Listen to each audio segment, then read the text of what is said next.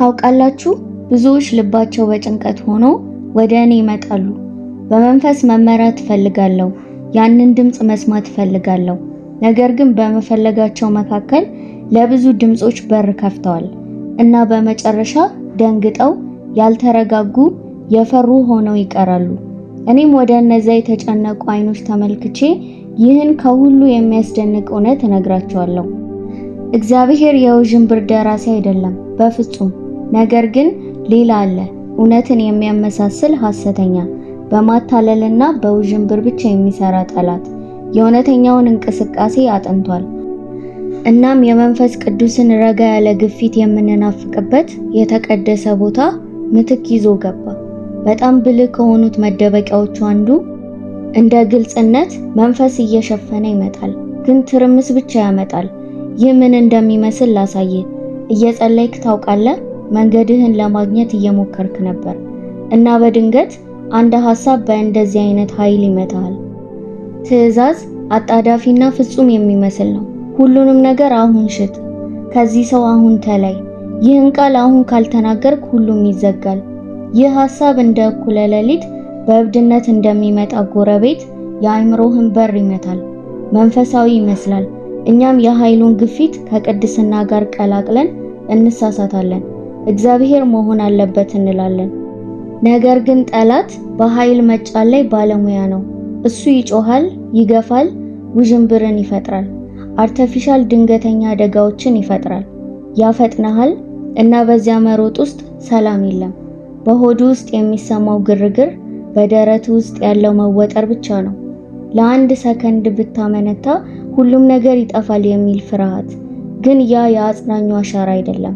ያ የሌባው ሰላምህን ለመስረቅና ፍርድህን ለማደብዘዝ የሚመጣው ምልክት ነው። አሁን ያንን ከእውነተኛው ውብ የመንፈስ ቅዱስ ባህሪ ጋር እናወዳድረው።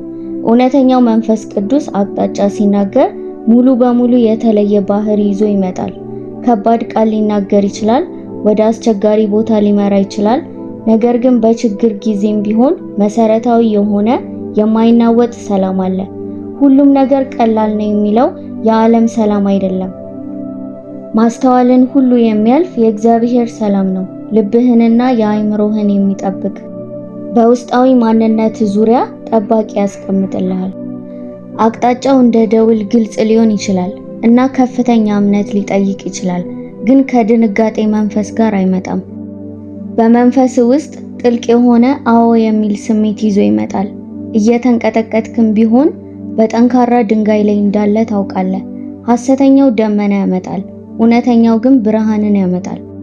ሰይጣን በክብ ነገር ውስጥ ያሽከረክርሃል፣ ግማሽ እውነትንና አስፈሪ ነገሮችን ይሰጣል።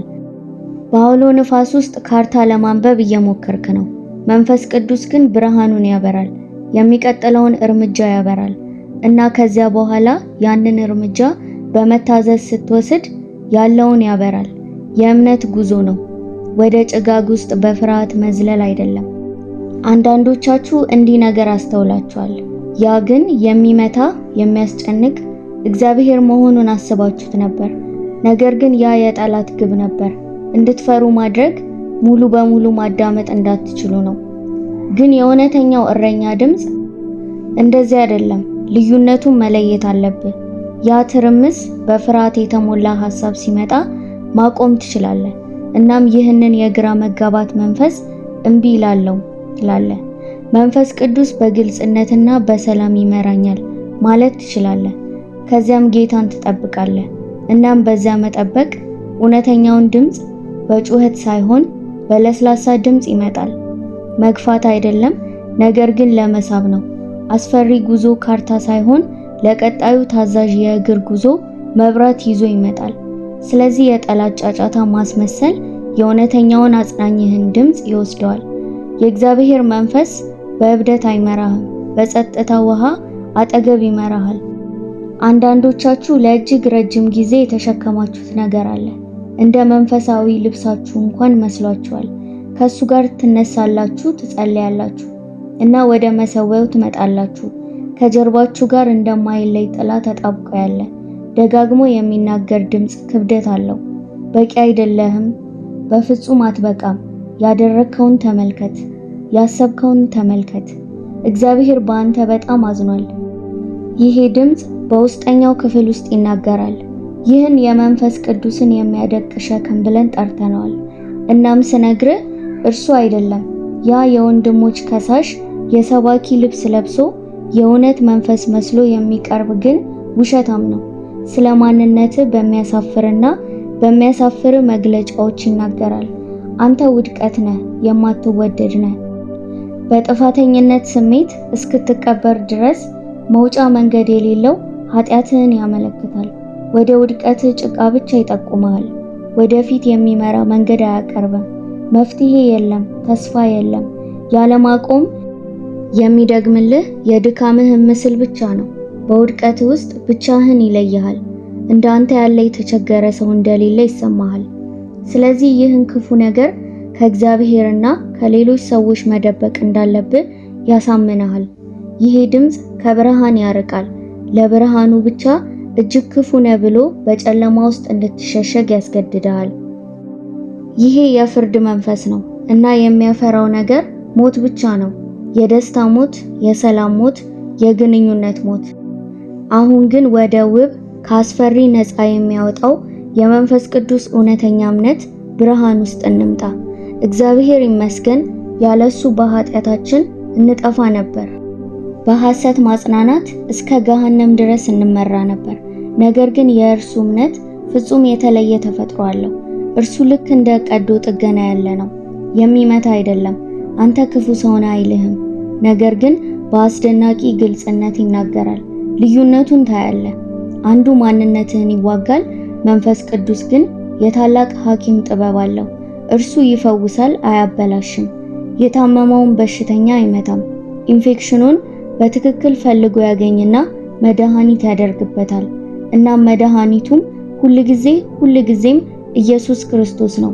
ይህ በጣም ጥልቅ የሆነው ልዩነት ነው። እውነት፣ ቅዱስ፣ ጽኑ እምነት ሁልጊዜ ወደ መስቀሉ ይመራሃል። በውድቀትህ እያለቀስክ እንድትቀር አይተውህም። ከወደክበት ያነሳል፣ አይኖችህንም ወደ የእርሱ ድል ይመራሃል። እንዲህ ይላል፣ ያደረከው ኃጢአት ነበር፣ ልቤን አሳዝኖኛል፣ ሌሎችንም ጎድቷቸዋል። ግን ተመልከት፣ የሚያጸዳው ደም አለ፣ የሚሸፍነው ጸጋ አለ፣ እንዲያሸንፍ የሚያደርገው ኃይል አለ። የሚያመነጨው ስሜት የመሸማቀቅና ፍርሃት ሳይሆን ነገር ግን የእግዚአብሔር አይነት ሐዘን ነው። ንጹህ፣ ጥልቅ ሐዘን፣ እጅግ የሚወድህን ሰው ልብ እንደሰበርክ የምታውቅበትና ይህ ሐዘን መድረሻ አለው። ወደ አንድ ቦታ ይመራሃል፣ ወደ ንስሐ ይመራሃል። ንስሐ ግን በሐዘን መጥለቅ አይደለም፣ ወደ እርሱ መመለስ ነው። በተስፋ የተነሳ የአቅጣጫ ለውጥ ነው። በተስፋ ነው እንጂ በተስፋ መጥፋት አይደለም። የጠላት ፍርድ እንደ አዳምና እንደ ሔዋን በአትክልቱ ውስጥ ከእግዚአብሔር እንድንሸሸግ የራሳችንን ሥራ እንደ ቅጠል ልብስ እንድንጠጋ ያደርገናል። ነገር ግን የመንፈስ ቅዱስ እምነት እንደ ጠፋ ልጅ ወደ ቤቱ እንድንመለስ፣ ወደ እግዚአብሔር እንድንሮጥ ያደርገናል። የሚያስፈልገን መሸፈኛ አባታችን አስቀድሞ ያዘጋጀው የጽድቅ ልብስ ብቻ መሆኑን እያወቅን አንድ ድምፅ እንዲህ ይላል፣ አንተ እጅግ ክፉ ነህ፣ እርሱ ፈጽሞ አይቀበልህም። ሌላው ድምፅ ደግሞ ያደረከው ክፉ ነበር፣ ነገር ግን እጅግ ተወደሃል። እርሱ አስቀድሞ መንገድ አዘጋጅቶልሃል። ስለዚህ ቀጣይ ጊዜ ያ ከባድ የሚጫን ጸጸት በአንተ ላይ ሲወርድ ቆም በል፣ ራስህን ጠይቅ። ይህን ድምፅ የተወሰነ ኃጢአትን እያሳየኝ ከዚያም በቀጥታ ወደ ኢየሱስ ጸጋና ይቅርታ እየመራኝ ነው? ካልሆነ እርሱ የማይገባኝን ብቻ እየጮኸ አዳኝን ሳያቀርብ ከሆነ የምትሰማው ድምፅ የመንፈስ ቅዱስ አይደለም። አንተ የምትሰማው የከሳሽ ድምፅ ነው። እሱን ተቃወም። ከዚያም እውነተኛውን ድምፅ ስማ። የሚጎዳው ለመፈወስ ብቻ የሚጎዳ፣ የሚሰብረው ለመገንባት ብቻ የሚሰብር፣ ከሁሉ ደግሞ የጠላት አደገኞቹ ቃላት እነዚህ ናቸው። አንተ ልዩ ነህ። ከእግዚአብሔር ጋር ያለ ጉዞ እጅግ የተለየ፣ እጅግ ጥልቅ ነው። ሌላ ማንም ሊረዳው አይችልም። ይህ ቃል ትንሽ ቅዱስ ሊመስል ይችላል አይደል? የእኛን መንፈሳዊ ምኞታችንን ያሞግሳል። ሁላችንም ከጌታ ጋር ጥልቅ የሆነ የግል ግንኙነት እንፈልጋለን። ግን እባቡ እውነትን ውሸት ለመትከል እንዴት እንደሚጠቀም ተመልከት። እሱ ያንን ቅዱስ የተጠበቀ ቅርርብ ፍላጎቱን ወስዶ በትንሹ ወደ አስከፊ ነገር ያዞረዋል። ከዛም ምስል መሳል ይጀምራል። ቤተሰብ፣ ፓስተር፣ በክርስቶስ ያሉ ወንድሞችና እህቶች እነሱ አይገባቸውም፣ እነሱ እጅግ ባህላዊ ናቸው፣ እጅግ ዓለማዊ ናቸው፣ እጅግ ቀላል ናቸው። እግዚአብሔር ብቻህን ከአንተ ጋር እያደረገ ካለው ልዩ ነገር ያሰናክሉሃል ይልሃል። ብዙም ሳይቆይ ራስህን ትሸሻለህ፣ ትግሎችህን ማጋራትህን ታቆማለህ፣ አዲሶቹ መገለጦችህን ትደብቃለህ፣ ሚስጥራዊ መንፈሳዊ ህይወትን ማሳደግ ትጀምራለህ። አንተና እግዚአብሔር ብቻችሁ በግል ጉዞ ላይ እንዳላችሁ የተቀሩት አካል ሊረዳው ወይም ሊረዳችሁ እንዳይችል በሙሉ ታምናለህ። ይህም ከሰይጣን በጣም ውጤታማ የሆነ መሸፈኛ ነው። መንፈስ ቅዱስ ነኝ ብሎ ሲያስመስል አሁንም ድምፁን ይኮርጃል እና በጣም ለመቁረጥ ይጠቀምበታል። ከመንፈሳዊ ጥበብ የተሞላ ምክር ከፈለክባቸው ሰዎች ጋር የሚያጋጭ መመሪያ ይሰጣል። ከራስ ቤተክርስቲያን ትምህርት በላይ እንደሚያቆምህ የሚመስል መግለጫ ይሰጣል። በብቸኝነት ውስጥ እንኳን መንፈሳዊ ትዕቢት እንድትሰማ ያደርጋል። እሱንም መስዋዕታዊ ታዛዥነት ብሎ ይሸፍነዋል። እምነት መንገድ የብቸኛ ተራራ መንገድ እንደሆነ፣ ለአንድ ብቻ የተዘጋጀ የተናጠል ተራራ አራማጅ ጉዞ እንደሆነ ያሳምናል። ግን እዚህ የመጣሁት ወደ ገደል የሚመራ ቀጥተኛ መንገድ መሆኑን ልነግራችሁ ነው። ምክንያቱም እውነተኛው መንፈስ ቅዱስ ውድ አጽናኙ ፍጹም የተለየ ባህሪና ዘዴ ስላለው ነው። እርሱ የህብረት መንፈስ ነው። ከመጀመሪያው ጀምሮ እግዚአብሔር ሰው ብቻውን መሆን መልካም አይደለም ብሏል። ይህም ለሰብአዊ ህይወታችንም ይሰራል። መንፈሳዊ አካሄዳችንንም እንዲሁ መንፈስ ቅዱስ በግለሰብ አማኝ ውስጥ ይኖራል። ነገር ግን እርሱ ደግሞ በኮርፖሬት አካል ማለትም በቤተ ክርስቲያን ውስጥ ይኖራል። ቃሉንና ፈቃዱን በዚያ አካል በኩል ማረጋገጥ ይወዳል። እናም በዙሪያ ባደረጋቸው በመንፈሳዊ የጎለመሱ ሰዎች ጥበብ፣ ምክርና ምስክርነት ብዙ ጊዜ ያረጋግጣል። የጠላት አስመሳይ መንፈስ ወደ ጥግ ይገፋል እና በጭንቅላት ውስጥ ካለው ድምጽ በስተቀር ማንንም እንዳታምን ያደርጋል። እውነተኛው መንፈስ ወደ ህብረትና የወንድሞችህንና የእህቶችህን ድምጽ በመጠቀም በልብ ውስጥ ያለውን ድምጽ ለማብራራት፣ ለማረጋገጥና አንዳንድ ጊዜ ለማስተካከል ይጠቀማል። የጠላት የሐሰት መመሪያ ትዕቢታችንን ይነካል።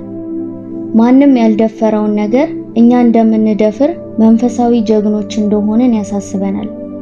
የመንፈስ ቅዱስ መሪነት ብዙ ጊዜ በጣም ያልተወሳሰበ የሚመስል ትህትናን ይጠይቃል። የመጠበቅ ትዕግስት፣ ለማጥናት ትጋት፣ ለምክር መገዛት፣ በትናንሽ ነገሮች ጸጥ ያለ ታዛዥነት። የእውነተኛው መንፈስ ብቸኛ ዓላማ ኢየሱስን ማጉላት ነው።